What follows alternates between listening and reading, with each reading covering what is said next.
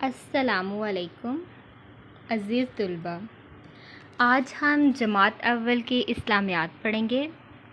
چوتھا باب ہے اخلاقیات۔ آج کا ہمارا عنوان نمبر ہے 19 کلمہ طیبہ اور صفحہ نمبر ہے 28۔ بیٹا جی پہلے ہم کلمہ طیبہ پڑھ چکے ہیں، لیکن آج ہم کلمہ طیبہ کی دہرائی کریں گے۔ اس سبق کی ہم دہرائی کریں گے تاکہ یہ جو ہمارا سلیبس ہے مڈ ٹرم کا، اس میں یہ چیپٹر شامل ہے، تو ہم اپنے پیپر کی تیاری کرنے جا رہے ہیں۔ آج سب سے پہلے تو مجھے یہ بتائیں کہ کلمہ طیبہ کا کیا مطلب ہے؟ کلمہ طیبہ کا کیا مطلب ہے؟ پاک بات، ٹھیک ہے، یہ پہلا کلمہ ہے اور کلمہ طیبہ جو پہلا کلمہ ہے اس کا مطلب ہے پاک بات۔ آپ کو کلمہ طیبہ تو آتا ہے نا؟ تو ذرا ایک بار سب پڑھیں کلمہ طیبہ۔ جی آپ میرے ساتھ پڑھیں، لا الہ الا اللہ محمد الرسول اللہ، ٹھیک ہے، یہ ہے ہمارا پہلا کلمہ اور اس کا ترجمہ ہے اللہ کے سوا کوئی عبادت کے لائق نہیں۔ محمد صلی اللہ علیہ وآلہ وسلم اللہ کے رسول ہیں۔ بیٹا جی یہ جو ہے کلمہ، اس میں ہمیں دو باتوں کے بارے میں بتایا گیا ہے۔ ایک بات یہ کہ توحید، ٹھیک ہے، اس میں توحید کے بارے میں بتایا گیا ہے، اور دوسرا رسالت کے بارے میں۔ توحید کا مطلب ہے کہ اللہ تعالیٰ کے سوا کسی کی عبادت نہ کی جائے، اللہ تعالیٰ کو ایک مانا جائے، ٹھیک ہے، اللہ تعالیٰ کو ایک ماننا، توحید کا مطلب ہے ایک ماننا۔ اور محمد الرسول اللہ، کہ محمد صلی اللہ علیہ وآلہ وسلم اللہ کے رسول ہیں۔ تو اس میں کتنی باتوں کا ذکر ہوا ہے؟ دو باتوں کا، توحید اور رسالت کے بارے میں بتایا گیا ہے ہمیں۔ ہم نے کلمہ طیبہ کے اس سبق کو بہت اچھے طریقے سے پڑھا تھا اور سمجھا تھا کہ کلمہ طیبہ میں کیا کیا بتایا گیا ہے، کہ اللہ تعالیٰ کو ایک مانیں اور اس بات پر یقین رکھیں کہ اللہ تعالیٰ نے ہمیں یہ زندگی دی ہے اور وہی موت بھی دے گا، موت بھی ہماری اللہ تعالیٰ کے ہاتھ میں ہے۔ اس دنیا کی جتنی بھی چیزیں ہیں، جتنی بھی نعمتیں اللہ تعالیٰ نے ہمیں دی ہیں، وہ سب اللہ تعالیٰ کی طرف سے عطا کردہ ہیں۔ اس زمین پہ ایک کوئی ایسا پتا، کوئی تنکا بھی نہیں جو اللہ تعالیٰ کے حکم کے بغیر موو کر سکے، ادھر سے ادھر جا سکے۔ تو محمد صلی اللہ علیہ وآلہ وسلم اللہ تعالیٰ کے آخری نبی ہیں، ان کے بعد کوئی نبی نہیں آئے گا، ٹھیک ہے، ان کے بعد کوئی نبی یا رسول نہیں آئے گا۔ اور اللہ تعالیٰ نے اپنے نبی اور رسولوں کو کیوں بھیجا تھا دنیا میں؟ کہ تاکہ وہ ہماری رہنمائی کر سکیں، انہیں ہمارے لیے رحمت بنا کر بھیجا گیا، ٹھیک ہے۔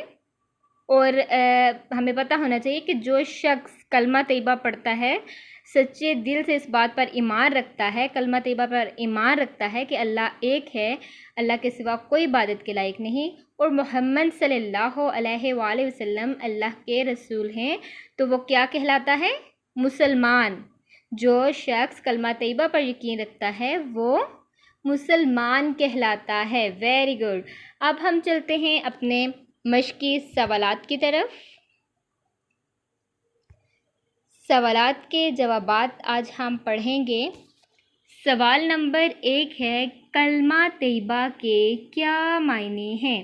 کلمہ طیبہ کے کیا معنی ہیں؟ پاک بات۔ آپ میرے ساتھ پڑھیں، پاک بات۔ کلمہ طیبہ کے معنی ہے پاک بات۔ آپ نے اس کو لکھ کر اس کی پیپر کی تیاری کرنی ہے تاکہ آپ سے پاک بات بہت اچھے طریقے سے لکھنے ہوں، ٹھیک ہے۔ آپ نے اس کا جوڑ بنا کر اس کو لکھنا ہے، پے الف پا کف پاک، بے الف بات بات۔ سوال نمبر 2 ہے ہمارا، ہمارے ایمان کی بنیاد کیا ہے؟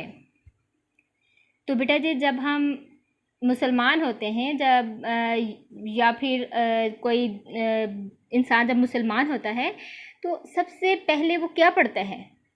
کلمہ پڑھتا ہے نا، اس بات پر ایمان رکھتا ہے کہ اللہ ایک ہے اور حضرت محمد صلی اللہ علیہ وآلہ وسلم اللہ تعالیٰ کے آخری رسول ہیں۔ تو یہاں سے ہی اسلام سٹارٹ ہوتا ہے، یہاں سے ہی ہمارے ایمان ہمارا پختہ ہوتا ہے، اور یہی ہے ایمان کی بنیاد، یہاں سے ہی ہمارا ایمان سٹارٹ ہوتا ہے، ٹھیک ہے۔ تو ہمارے ایمان کی بنیاد کیا ہے؟ کلمہ طیبہ، کلمہ طیبہ۔ آپ نے اس کو جوڑ کے ساتھ بہت اچھے طریقے سے پڑھنا ہے۔ کاف لام کل میم ہے ماں، کلمہ طیبہ، طیبہ، کلمہ طیبہ۔ سوال نمبر 3 ہے ہمارا، جو شخص کلمہ طیبہ پر یقین رکھتا ہو وہ کیا کہلاتا ہے؟ میں نے ابھی آپ کو بتایا تھا کہ جو شخص کلمہ طیبہ پر یقین رکھتا ہو وہ کیا کہلاتا ہے؟ جو اس بات پر یقین رکھتا ہو کہ اللہ تعالیٰ کے سوا کوئی عبادت کے لائق نہیں، اور محمد صلی اللہ علیہ وآلہ وسلم اللہ تعالیٰ کے آخری رسول ہیں۔ جو شخص اس بات پر یقین رکھتا ہے وہ کیا کہلاتا ہے؟ مسلمان۔ کیا کہلاتا ہے؟ مسلمان۔ میم سین مس، سین لام سل، مسل، میم الف مان نون، مان، مسلمان کہلاتا ہے۔ سوال نمبر 4 ہے ہمارا، کون ہے جو ہمیشہ سے ہے اور ہمیشہ رہے گا؟ کیا آپ کو پتہ ہے کون ہے جو ہمیشہ سے ہے اور ہمیشہ رہے گا؟ ویری گڈ، اللہ تعالیٰ۔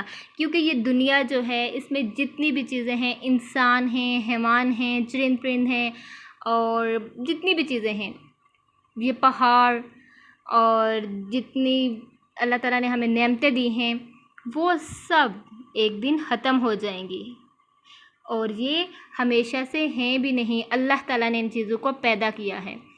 تو جو ہمیشہ سے ہے اور ہمیشہ رہے گا وہ صرف اللہ تعالیٰ کی ذات ہے۔ اللہ تعالیٰ ہے جو ہمیشہ سے ہے اور ہمیشہ رہے گا۔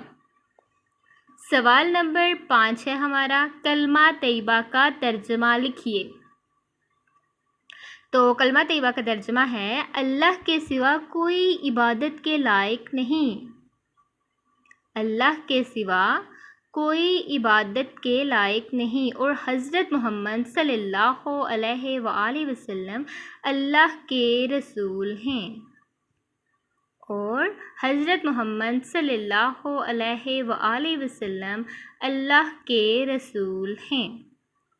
بیٹا جی، پہلے ایک اسیسمنٹ میں آپ کا یہ سوال آیا تھا کہ کلمہ طیبہ کے معنی لکھیں، لیکن بہت سے بچوں نے کلمہ طیبہ کا ترجمہ لکھا تھا۔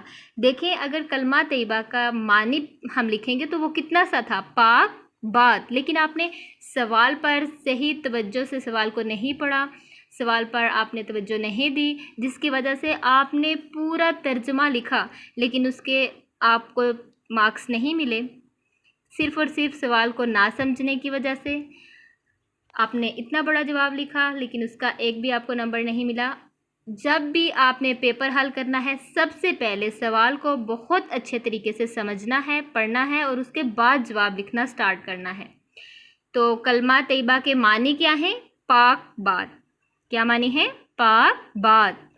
اور کلمہ طیبہ کا ترجمہ کیا ہے؟ اللہ کے سوا کوئی عبادت کے لائق نہیں، اور حضرت محمد صلی اللہ علیہ وآلہ وسلم اللہ کے رسول ہیں۔